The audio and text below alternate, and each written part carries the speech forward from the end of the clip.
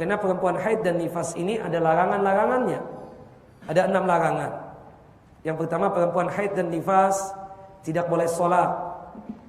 Ya, berdasarkan hadis dari Ibunda Aisyah radhiyallahu anha. Yang kedua, perempuan haid dan nifas tidak boleh apa? Puasa. Berdasarkan hadis dari Ibunda Aisyah radhiyallahu anha.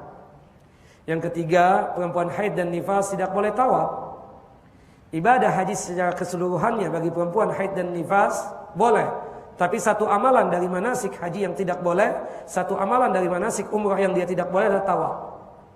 Ketika di perbatasan antara kota suci Madinah dengan kota suci Mekah, di pertengahan jalan, ya, Ibunda Aisyah mendapatkan haid, menangis. Karena pada saat itu bersama Nabi melaksanakan ibadah haji. Rasulullah sebagai seorang suami menenangkan Ibunda Aisyah dengan ucapannya, "Ya Aisyah, if'ali ma yaf'alul hajj illa an tatufi bil Ka'bah." Kerjakan apa yang dikerjakan oleh orang haji. Engkau mau ihlal, niatan haji, niatan umrah, labbaik Allahumma hajjan, labbaik Allahumma umratan, boleh. Bagi perempuan haid dan nifas untuk bertalbiyah, labbaik Allahumma labbaik, labbaik la syarika laka labbaik, innal hamda wan ni'mata laka wal mulk la syarika lak. Boleh untuk perempuan haid dan nifas mengucapkan talbiyah. Wukuf di Arafah, perempuan haid dan nifas boleh. Mabit di Muzdalifah, perempuan haid dan nifas boleh. Mabit di Mina, untuk perempuan haid dan nifas boleh. Melempar jamarat untuk perempuan haid dan nifas boleh. Kecuali satu amalan yang tidak boleh, illa an tatufi bil Ka'bah. Perempuan haid dan nifas tidak boleh untuk tawaf di Ka'bah. Dan tawaf ini kedudukannya seperti sholat. Perbedaannya antara sholat dengan tawaf, waktu tawaf boleh kita ngobrol, berbicara, tidak menjadi masalah. Kemudian yang keempat, yang kita tidak boleh, yang perempuan haid dan nifas yang tidak boleh lakukan apa?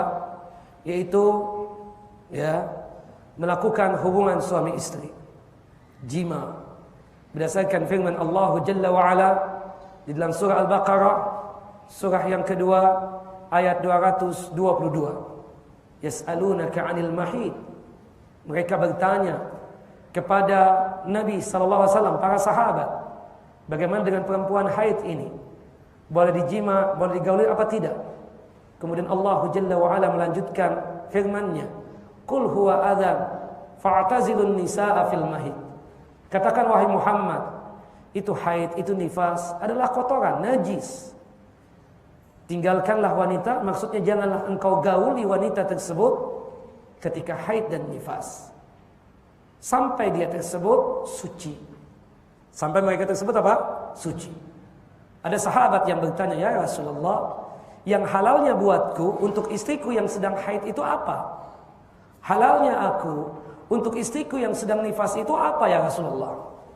Qala sallallahu alaihi wasallam, Rasulullah sallallahu alaihi wasallam menjawab, "Isna'u kulla syai'in illa nikah." Berbuatlah sesukamu apapun yang engkau ingin perbuat untuk istrimu, kecuali satu, jima. Ketemunya kubul dengan kubul, khitan dengan khitan, itu yang haram. Istri kita sedang haid, sedang nifas, kita cipika-cipiki boleh enggak? Boleh. Satu kamar, satu kasur, boleh tidak? Boleh. Satu mobil, boleh tidak? Boleh. Menggendengnya, kemudian mungkin, maaf kalau bahasa kurang sopan, menciumnya, boleh tidak? Boleh. Satu yang tidak boleh, yaitu jima, yaitu ketemunya khitan laki-laki dengan khitan perempuan. Bahkan ya, orang yang sengaja dan sadar istrinya sedang haid, sedang nifas, dia gauli, maka dia tersebut dosa besar dan terkena kafarat, tebusan dosa. Bagi laki-laki yang menggauli istrinya ketika haid dan nifas, dendanya, bayangnya sebagai wujud taubat kepada Allah Jalla wa Ala untuk awal-awal haid atau awal-awal nifas dia gauli istrinya, maka terkena 1 dinar. 1 dinar sama dengan 4 gram emas. 1 gram emas sama dengan 500.000 rupiah. Kali 4 berarti berapa? 2 juta rupiah yang dia sedekahkan kepada orang fakir dan miskin sebagai wujud kafarat, membayar denda untuk menghapuskan dosa dia dikarenakan dia menggauli istrinya pada saat awal haid atau awal nifas. Bagi mereka yang menggauli istrinya ketika haid, di akhir haid atau di akhir nifas, belum suci nih istrinya, dia gauli juga, maka tetap dosa besar. Dia pun mendapatkan pembayaran kafarat, denda senilai nisfu dinar, setengah dinar, sama dengan 2 gram emas atau sama dengan 1 juta rupiah. Nah, itulah yang berkaitan dengan masalah wanita haid dan nifas. Yang keempat yang terlarang yaitu apa? Al-jima, menggaulinya. Yang kelima, bagi perempuan haid dan nifas itu tidak boleh apa?